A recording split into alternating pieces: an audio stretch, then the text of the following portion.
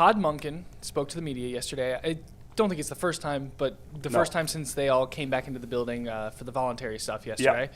And he was talking about his QB plans for the offseason. And, Bull, I have a quote if you want to. Yeah, let me read it. Yeah, go for it. Let's see this. So this was what Todd Monken said. From a quarterback perspective, it's a little bit more difficult just because it's their number one job to get us in the end zone.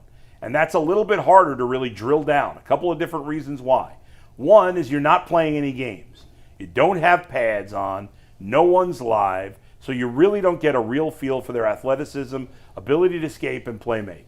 That's probably one of the hardest things over the years when you have athletic quarterbacks. You go, this guy looks a little better in 7-on-7.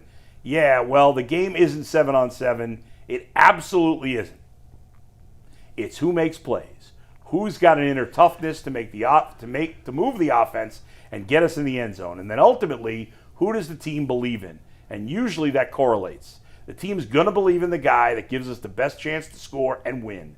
And when the game's on the line, whether it's third downs, fourth downs, 2 minute, that they feel comfortable like we would want the ball in their hands. So that's Todd Monken obviously talking about his decision. He said he was excited about the quarterback room yesterday. He liked all three. Liked all three, he said of he course. Liked all three, a big shocker that he said that. It'd be funny if he got up there and said, these guys suck. That would be hilarious. He's like, what did I get myself into? Of course he's They're all terrible. Of course he's not going to say that. But his comments make a lot of sense, and in most cases it doesn't. It doesn't always. There are times where the players may think one quarterback's better than the other, and the coach disagrees, and the coach is going to play that guy. That's when you get into bad situations. Yeah. You hope, as he said, it lines up. We'll see if it does. What did you think about his comments, Mike? I mean, just based off the comments, yeah. In terms of the player the team can rally around, to me it says it's leaning Shedeur. But that's because that's what we're doing here. No. We're going to parse his words. But just convince ourselves of that. But just based off of the commentary from the other guys in the offseason, whether it be Shelby Harris or Myles Garrett, like the guy that guys can rally against, no one's come out and said, I think that's Deshaun yet. My point is, the words may lean one way, but none of it matters till they get on the field and actually go through the stuff that Todd Monken said they have to go through. We don't know who's going to win the quarterback battle in camp. We don't know who the team's going to rally around when they actually see them go out and throw the ball. For all the comments that Myles and Shelby and Denzel and those guys have made on Shedeur, Jerry Jeudy, Isaiah Bond, and I believe it's Malachi Corley were with Deshaun last week in Florida going through warm-ups and training sessions. So at this by the point, way, those guys were specifically specifically asked about Shedeur. They were. They probably were not asked about Deshaun Watson. And that's totally fair. That's why I'm saying you have, on the one hand, some verbiage that leads to Shedeur. You have some actual, I'll call it tangible evidence, but that's not the right way to put it, of guys working out with Deshaun this summer. All the words right now, to me, are irrelevant. And I think that's how it should be going into a quarterback battle where you're desperately trying to find out which one of these two guys, and we'll say three, I guess, because Todd Monken did say he liked all three and they're all going to have an even shot. Which one of these guys steps up and proves that they should be QB1 come the fall, based on what they do in the spring and summer? Okay. Go ahead, Jason. What did you think of the comments? Are they meaningful in any way? Look at that look. Come on. Yeah, that's what I was thinking. I was thinking what you just did. What was he supposed to say? Well, let me ask you this, guys. Forget the specific comments. Do we believe that Todd Monken can pick whoever he wants, that there's nobody standing in his way for him picking the starting quarterback? Do you believe that? On April 9th, yes. Yeah.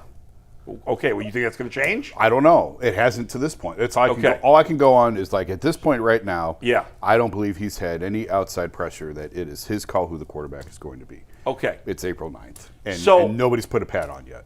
So if he's going to make his decision. And I should also add to that, their history has been head coach makes the call. The head coach. As it should be. Absolutely it should be. The head coach has to be able to pick his own quarterback. If we believe that he has the free reign to pick his own quarterback, which I think, as you said, I agree, we're all going to assume that's the case, as it should be. As much of a disaster as Deshaun Watson has been, couldn't be a bigger disaster in his first 4 years here in Cleveland. Or is it 5? Or 4? I can't even keep track anymore. I think it's 4. It's 4, right, because he didn't play in 21, and then he came here in 22. It was a 5-year contract. Yes, this is finally mercifully year last 5. year, Jason, you, I know you and Zach in particular go nuts about the idea of Deshaun Watson playing, and I get it. And you and I are more aligned on this. And I mean, we just did this last week. And do I think that Deshaun Watson is good enough still? I do not. I think the odds of him being good enough are like 100 to 1. Whatever. 50 to 1, maybe. But Todd, most of the reasons why we would say don't play Deshaun Watson are things that I believe Todd Monken does not care about. He doesn't care that it was a terrible trade. That's irrelevant to him. Correct. Yep. He doesn't care that he would only care that he's been hurt a lot if it affects how he plays now. Otherwise, he doesn't care about that. Correct. He does, let's face it, he doesn't care about the off-the-field stuff. Correct. He doesn't. Even if he did care about it personally, he doesn't care about it from a football perspective. Correct. He wants to win. He has got his first opportunity to be a head coach. I bet you he thought it would never happen at this point. So he has his one chance to be a head coach. If Deshaun Watson has anything left of his physical capabilities that he had at one point, again, I doubt it. But if he does, to me, he's going to be the starting quarterback. I know everybody thinks it's going to be Shedeur, and in the end it probably will be because Deshaun Watson probably doesn't have anything physically left in the tank. But if he does, it's a huge if. I think he's going to be the starting quarterback because I find it hard to believe that if he has his at least a good percentage of his physical tools back, that Todd Monken's going to look at this and say, Shedeur Sanders gives me a better chance to win. You know how much I hate hypotheticals. I know. I hate hypotheticals. Yes, they're terrible. I hate them. Yes. I'm going to give you one. Okay, give me one. And you. Yeah. If the Browns lost their last 2 games, Yeah. they had the number 1 pick, Yes. and they took Fernando Mendoza, Yes. would we be talking about this? No. No. So No. you see what I'm saying? Yeah. Like I guess maybe it's more of an indictment on Shedeur, even though I've said like I play Shedeur over Deshaun, it's not even close. Yeah. I see no upside in playing Deshaun. But the fact that like we are even entertaining this, that the Browns, and believe me, the Browns are very much entertaining this. Yeah. It would not be the case. Had they had the number 1 pick and they were about to take Fernando Mendoza, the conversation would be, yes, Fernando Mendoza is the future. That's correct. But that's not the reality. That's not, yeah. But The do you see reality, what I'm saying, yeah, though? no. What you're saying makes Right. perfect sense. The reality, though, is the Browns have an incomplete on Shedeur Sanders. They have we have no clue what we're getting from Deshaun Watson. They may think they have based off the fact that he was not good the last time we saw him play. He's had 2 Achilles injuries. He's had an incredibly rare shoulder injury. When he has been healthy enough to play, the results have been completely on the bottom end of the spectrum of what they expected when they made this deal. But now he's back in that room. And now Todd Monken is coming in here with a clean set, a fresh set of eyes, and he's going to look at this, and I agree with Ball in the sense he needs to not just He win. wants to win. He wants to find whatever guy, and it may be Dillon Gabriel. Like, I don't think it's going to be Dillon Gabriel. Yeah. But if he sees that Dillon Gabriel gives him the best chance, like, we have to go into this saying Todd Monken is coming into this with no preconceived expectations. Do you think Fernando Mendoza is a better quarterback right now than Deshaun Watson? Yeah. Probably. Yes. But you see, like, Yeah. and I don't want to belabor this point, but the point is, like, if Mendoza was here, it would be all about Fernando Mendoza. Right. But the fact that he's not, and it's not all about Shedeur, I guess should tell you what they really think about Shedeur. If you take Mendoza 1, you are committed to Fernando Mendoza being the guy moving Absolutely. forward. Right. Yes. Shedeur was, whether he should have been or whether he shouldn't have been, he was a 5th-round pick who got 7 starts. But if you gave believe in mixed the skill results. set, then you believe in the skill set. And I guess what they're telling you is they don't believe in the skill set. Well, it may not. Maybe Andrew Berry does, but Todd Monken does not.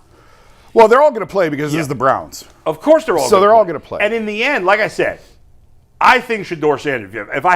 If I had to bet right now who's the starting quarterback in Week 1, I think we'd all bet Shedeur Sanders. I'm not so sure. I don't think he would. Okay, I'm not so but sure. If it's my choice, and I have to choose between Shedeur and Deshaun, I'm choosing Shedeur. But I think but I don't believe. Jason, I don't think that this is the lock that everybody seems to think that it is. You're thinking about, well, what do we do next year if Deshaun Watson is whatever? I'm thinking about. Yeah, I'm thinking and about. He doesn't. I don't think he cares about that. See, I think we have projected that onto them that he's a one and done, or he could be a one. I'm not saying he's one and done. I'm saying he's a football coach. He wants to win. Absolutely, yes. He doesn't want to play Shedeur on the off chance that he's going to be. If he doesn't believe Shedeur's the answer, if he thinks Shedeur could be the long-term answer, then 100% you play him. But if he doesn't believe that, then you can say, what's the point of playing Deshaun Watson? But if he doesn't believe Shedeur Sanders is a starting quarterback in the NFL, then what's the point of playing him? Then what's he doing here? Well, you didn't wait 60 years to get your one chance. Yeah.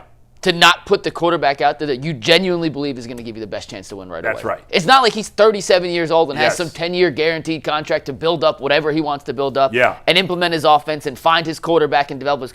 This guy's 60 years old. There's a dome coming on the horizon. I don't want to say Brian now or Hoyer never. not happy about the dome, but I don't think it's now or never. But like Todd Monken is up against the gun to prove that he can be the guy that changes around the narrative of the Browns. All right, cool. So you're the Browns. Deshaun starts. Yeah. If Shedeur starts, they win 5 games. If Deshaun starts, they win 7. Okay. What are you doing next year? Well, if you're 5, you're not a top 2 or 3 pick anyway. But probably. you're still in far better position. And I'm just throwing numbers out. Yeah. You're in far better position. It may not sound like much. It's a big difference between 5 and 7.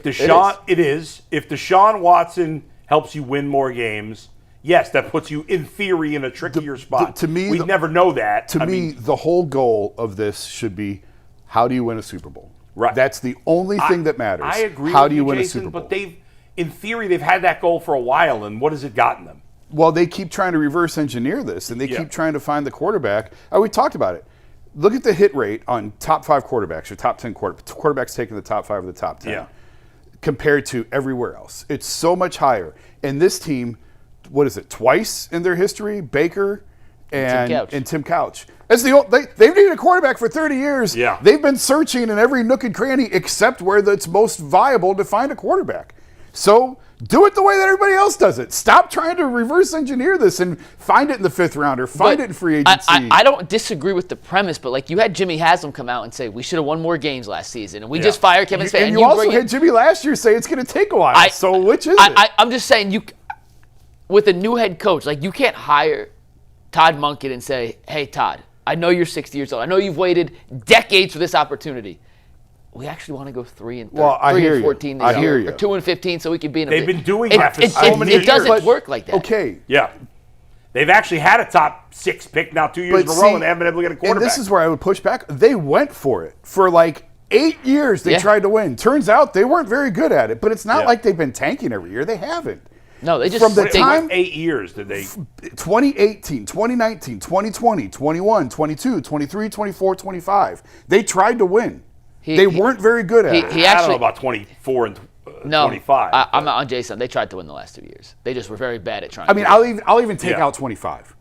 When Deshaun rode off on the cart, that was the end. Yeah. But that's 7 years they tried to win. 7 years. Yeah. Where there was no talk of tanking, of tearing it down, of draft picks, of quarterbacks, of all that. Well, because they had Baker for a chunk of that. And then they had, they were trying to win. They weren't very good at it. Right. But they weren't. So this idea that they're perpetually rebuilding is not true, because they had this nucleus together for 7 years that they tried to win with. Right. And they just But couldn't. are they rebuilding now? They're not fully committed to a rebuild. I mean, they didn't trade Myles Garrett. They're still pretty fully committed to a rebuild. I mean, he may come out and say that we need to do better and we need to win more games. Yeah. But look at what their history, look at what they did last year in terms of trading down. Teams that are trying to win don't trade down; they trade up, which you can't really trade up from 2. I don't know. The Patriots traded down like 12 years in a row under Belichick when they were in the prime of their dynasty. Okay. Belichick was the king. Yeah, but that's different. That's when you're late in the first round trading down. I see what you're saying. If you're a top 10 pick, I give you. If you're at 2 and you trade down, are you truly focused on winning that season? I would say because you're getting an asset. I get what you're saying. Until they get a franchise quarterback, nothing else matters. Winning. Yeah. But we see this all the time, even with good teams. The Steelers for years have been on some level content with being competitive. But when you compare the Browns and the Steelers, it's like comparing third graders to the Yankees. Well, but would you have been happy if you're a Steeler fan for the last 10 years? Are you happy? I think they've been mediocre. I think they're pretty sick of it at this point. I think they are. I think but it took a while. I think they want to find a quarterback. Yeah, but for a team that's never had success or very, very minimal success, I feel like just having the idea that we can be competitive is enough for a lot of people. And I understand that's not where your end goal is, but there are a lot of people in this fan base. Yeah, I'll use Tyvis for an example. G. Bush. Hey, if we win 8 or 9 games and look competitive, that's a good season for us. That may not be in the best interest of the team long term. Yeah. But then going you're into a then- season then in that's April, where you're going to be. Then you that's can't where just you're you going can't to. just punt on I mean, all expectations should in the April. Steelers have played Will Howard last year instead of Aaron Rodgers? He got hurt. Had he not been hurt, yeah. I think you could make that case. Yeah. I think you could. If you think he's ready, Right. if he's not ready, no, you Well, don't play him. I just He was think- what he was a 5th round pick too. Fifth wasn't round he? pick. Even or stupid or sixth. not, and even to the detriment of the franchise long term or not, which it can be. If Deshaun Watson gives them a better chance to win, I think Todd Monken's going to play him. Now, is that the smart move from a brain standpoint? Probably not. But people are sick. Fans are sick of losing. They I get want to it. see. They'd rather see more winning. I totally get it. I don't know. I totally get it. And I don't know that Deshaun Watson necessarily gives them a better Yeah. chance to win than But Shedeur but like Sanders. I know people get upset because they're like you always want them to you always want them rebuilding. I'm like, no guys, 7 years. 7 years they tried to contend. 7 years they tried to win. They spent more money than anybody. Yeah. Turns out they sucked at winning. And that group, it's over. As soon as Deshaun blew his Achilles, it was over with that core group of Joel and Wyatt and Nick and Deshaun. So what choice do you have? Now, not all NFL rebuilds should take 3 and 4 and 5 years. It's just the Browns' luck that in back consecutive drafts when they have these high picks, they're under the belief that there's no quarterback worth taking. That's bad luck. That's bad timing and bad luck. And there's a chance they were wrong last year. There is a chance they were wrong. There's a chance they could be wrong this year, I'll too. be really curious to see what Jackson Dart and Tyler Shook look like in year 2. Yeah. Because they told us there was no quarterback worth taking. Right. And I'm not sure that they were correct on that. Yeah.